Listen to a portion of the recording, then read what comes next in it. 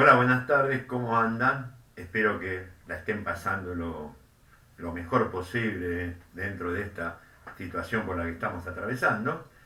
Hoy nos volvemos a encontrar para seguir hablando sobre democracia y ahora como democracia como régimen político, ¿no?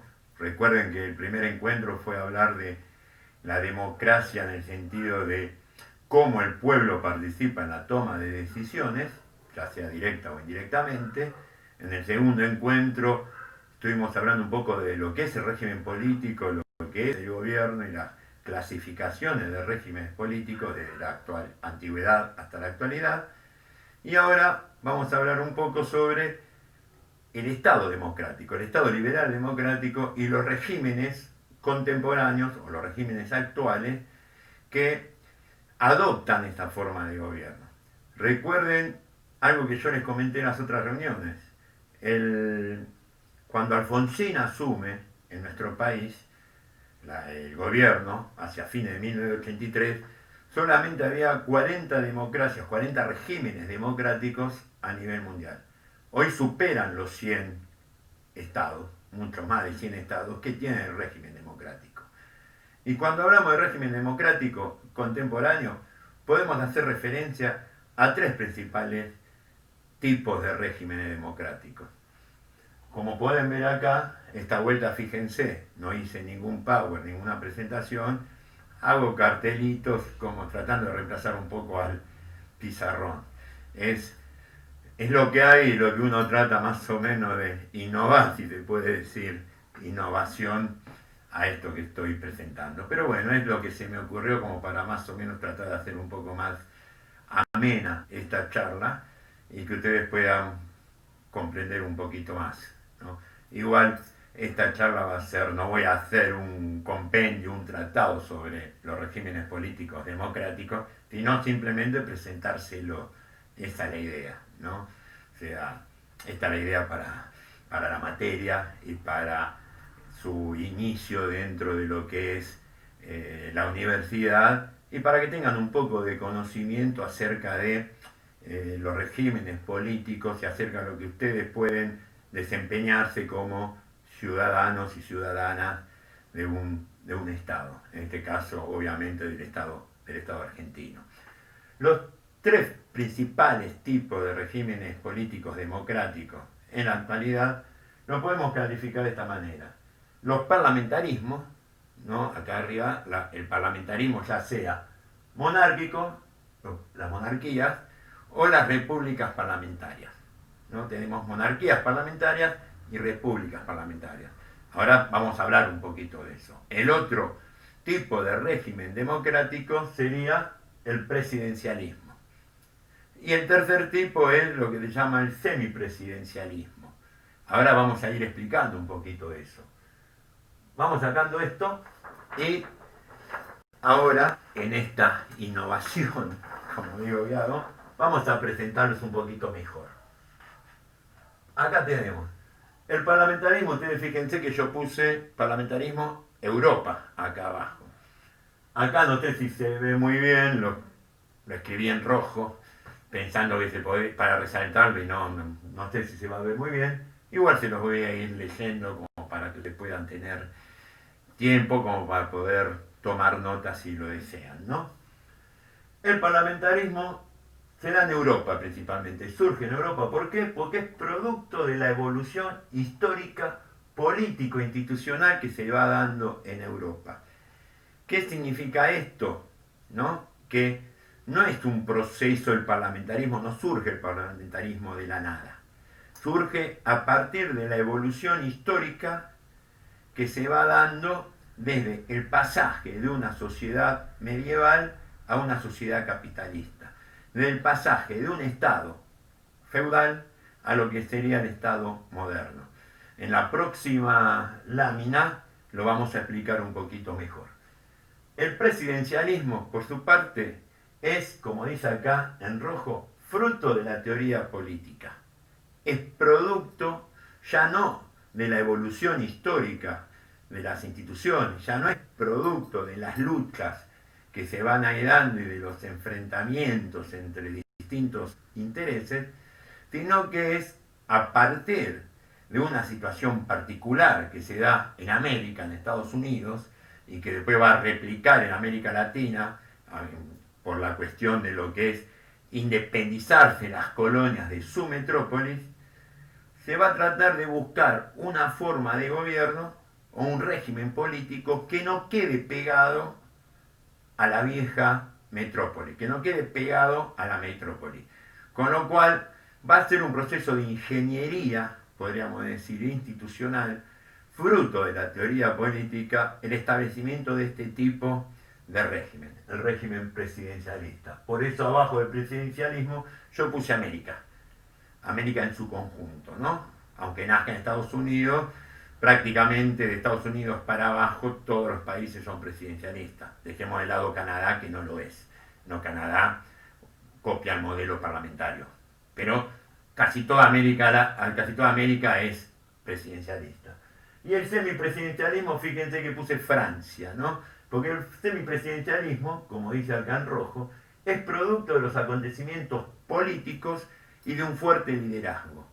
Al final vamos a hablar de semipresidencialismo, pero esto se da principalmente en Francia. Si bien hubo algo parecido en la República de Weimar, en Alemania, antes del ascenso de Hitler, o sea, entre 1919 y 1933, ¿no? El verdadero semipresidencialismo se daría con la Quinta República Francesa, a partir de 1958 y sobre todo con las elecciones de 1962, donde triunfa el líder de la resistencia francesa, donde triunfa De Gaulle, ¿no? Entonces a partir de ahí hay que modificar un poco las estructuras de lo que era el parlamentarismo, la república parlamentaria francesa, a una república semipresidencialista. Esto lo iremos viendo ya hacia el final. Sacando esto, vamos al parlamentarismo ahora, precisamente al primero de los regímenes que mencioné, que es, podríamos decir, cómo se inicia el Estado moderno. El Estado moderno, como todos saben, va surgiendo en Europa y sobre todo va surgiendo en Gran Bretaña, más que nada. El Estado liberal, el Estado moderno nace en Gran Bretaña y tiene un punto de inicio, una génesis en lo que se conoce como la gloriosa Revolución Inglesa de 1688. Pero podemos decir que el absolutismo monárquico es un poco la transición entre el viejo Estado feudal con un Estado descentralizado, etcétera, con un nuevo tipo de Estado de construcción estatal, que es una construcción centralizada, como va a ser el Estado moderno, ¿no? Y el absolutismo monárquico en casi toda Europa, salvo en Gran Bretaña, te va a imponer y va a hacer ese proceso de transición, ¿no? Lo que más o menos nos cuenta un poco Hobbes con el Leviatán cuando habla de el Estado de absolutismo monárquico. Y acá vamos a contar un poquito sobre lo del parlamentarismo. Es como dice acá, fíjense, no sé si está en rojo, bueno, ese es un problema. Pasaje del parlamento medieval, un parlamento, una asamblea que de tipo estamental, ¿no? Donde van a estar más que representado el pueblo determinados estamentos, ¿no? Como los grandes propietarios, el clero, la burguesía, al parlamento moderno. Esto se va a ir dando en toda Europa. El parlamento estamental de la Edad Media lo que hacía más que nada era convalidar un poco los designios, las políticas del rey, a cambio de mantener cada señor feudal y cada estamento sus privilegios. Pero estaba subordinado a la voluntad del rey. En Europa, fíjense acá, el parlamentarismo medieval va a empezar a decaer. ¿Por qué? Por la irrupción del absolutismo monárquico. Piensen en lo que decía Luis XIV, el Estado soy yo. Con lo cual ya directamente ese parlamento pierde un poco de sentido frente a lo que fue el poder absoluto del monarca. En el único lugar en donde no va a decaer y que va a lograr imponerse ese parlamentarismo va a ser en Inglaterra. ¿No? Acá dicen, Inglaterra logra imponerse iniciándose el parlamentarismo moderno, ¿no? A partir, como señalo acá abajo, de la gloriosa Revolución Inglesa en 1688. Cuando nace la Cámara de los Comunes, que había empezado a hacer un poco antes, y ya tenemos eso bicameral, ¿no? La Cámara de los Lores, de los señores, esa cámara que nace hacia el año 1215 aproximadamente, con la Carta Magna, esa Cámara de los Lores, luego se va a sumar la Cámara de los Comunes, la Cámara de la burguesía, podríamos decir, y con la gloriosa Revolución Inglesa se termina imponiendo ese parlamentarismo. O sea, es en el único lugar, donde, por lo menos en Europa, donde no se va a imponer el absolutismo monárquico. Por su parte, el presidencialismo, como dije antes, es fruto de la teoría política. Es fruto de lo que se tiene que hacer a partir de romper los vínculos con la metrópoli. Por eso yo acá pongo que el presidencialismo surge en los Estados Unidos de América producto de una ingeniería institucional. Esta ingeniería institucional lo que trata de hacer es romper con la metrópoli. En este caso, romper con Inglaterra, Estados Unidos. Teoría política que rompe con la monarquía. Esa teoría política lo que hace también es un proceso de ruptura con la monarquía, el tipo de gobierno que se iba dando en Europa, ¿no? Y que ya venía desde la época medieval. La teoría política rompe con esa monarquía y establece un nuevo tipo de régimen político, algunos van a decir cuasi monárquico o imitando un poco al poder del monarca a través de la figura presidencial, la figura de un presidente. Acá en azul destaco que es el modelo adoptado por todas las ex colonias hispanoamericanas en su proceso de construcción estatal, ¿no? Pensemos, primero México va a ser un imperio, olvidémonos, después sí, ya y sobre todo con las reformas liberales de Benito Juárez, etcétera, ya México se transforma también en un sistema presidencialista. El caso de Brasil va a ser un imperio también, recién con la revolución de los coroneles, hacia la década de 1880 se va a imponer la república.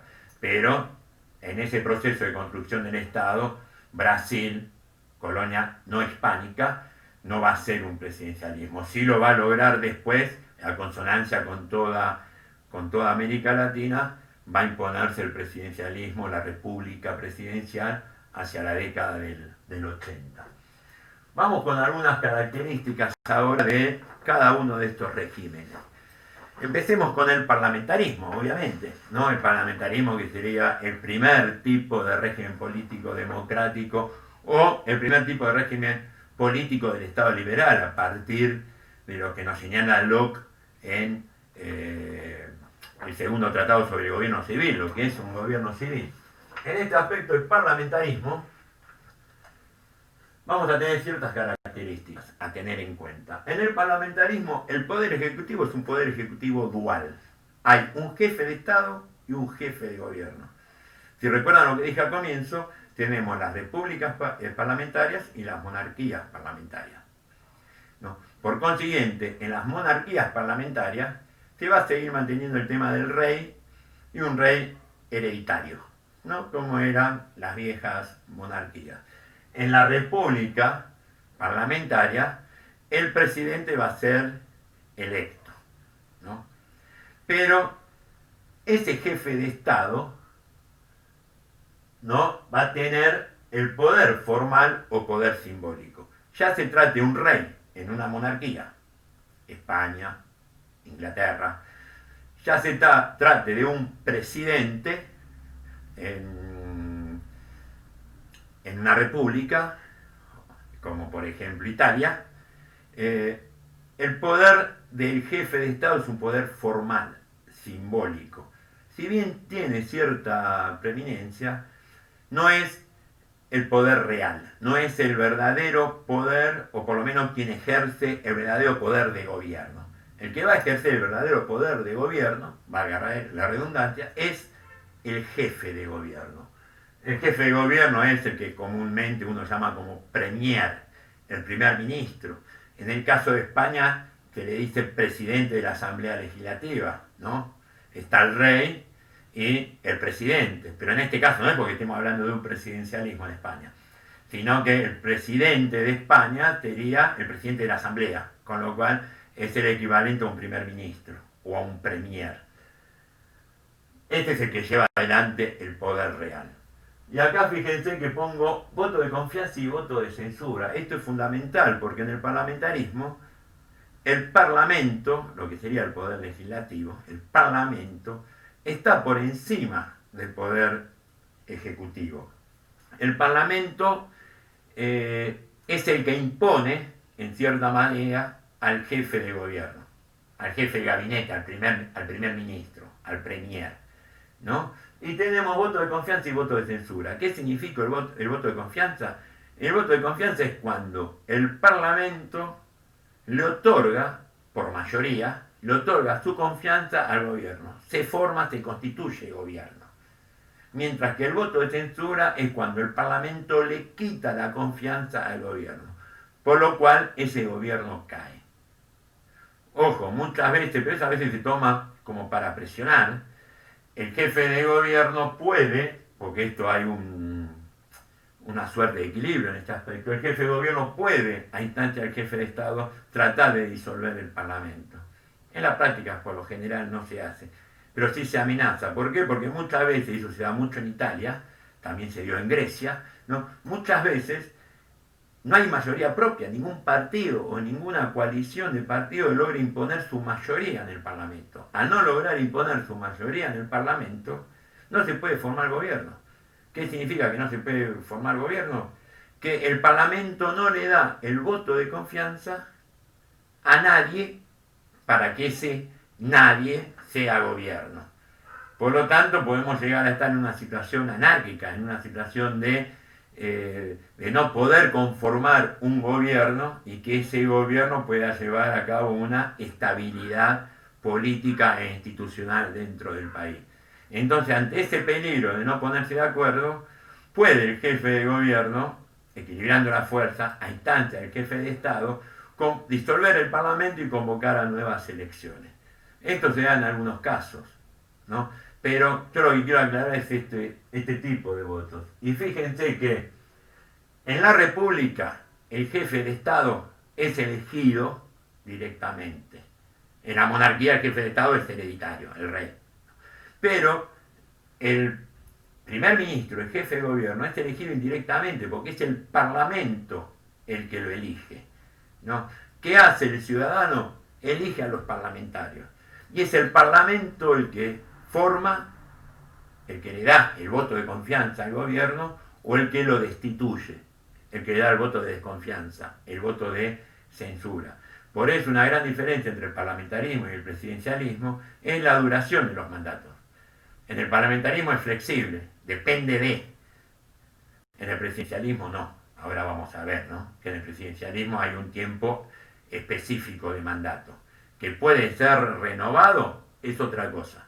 Pero el mandato es fijo, periódico y fijo. En el parlamentarismo no, es flexible, depende siempre de qué, del voto de confianza que le dé el Parlamento al gobierno. A partir de esto que estoy diciendo, vamos a ver cuántos tipos de parlamentarismo hay, ya no si el parlamentarismo es monárquico o republicano, eso es aparte, sino los tipos de parlamentarismo según cómo funcione el Parlamento y la relación entre el Parlamento y el Poder Ejecutivo, y ese Poder Ejecutivo dual. En este aspecto podemos hablar de tres tipos principales de parlamentarismo. Modelo de gabinete o Westminster, o como se pronuncie, ¿no? Que es el modelo típico de Gran Bretaña, el modelo por asamblea italiano y el modelo controlado, que más que nada es el caso alemán, ¿no? En donde acá, por ejemplo, el clásico de Gran Bretaña es que el jefe de partido, el jefe del partido político, es el que encabeza la lista de parlamentarios. Los ciudadanos van y votan una lista y esa lista está encabezada por el jefe del partido. Una vez que ese parlamento se reúne, si ese partido logra la mayoría, el que encabeza la lista, que es el jefe del partido, automáticamente pasa a ser el primer ministro. Y hay una subordinación partidaria. El primer ministro puede designar el gabinete a su antojo, y ese gabinete está subordinado a él. Es lo que pasa en Gran Bretaña. La mayoría, por lo general, en los parlamentarismos, el gabinete, los ministros, son miembros del Parlamento. En muy pocas ocasiones puede estar por afuera, pero siempre con el consenso del Parlamento, ¿no? Pero por lo general en el parlamentarismo los ministros, lo que nosotros conocemos como ministros acá, los miembros del gabinete son parlamentarios. O sea, son electos por el pueblo como parlamentarios y después el Parlamento es el que designa al jefe de gobierno y a su vez el jefe de gobierno designa a los ministros. Es una elección indirecta, pero por lo general el pueblo, al votar una lista de parlamentarios, sabe que entre esos parlamentarios va a formarse el gabinete.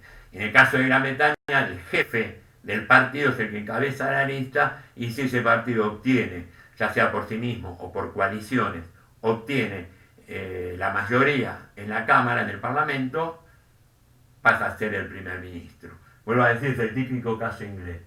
En Italia, ¿no?, es donde más problemático, el Parlamento de iguales, podríamos decir, en donde ya no es el jefe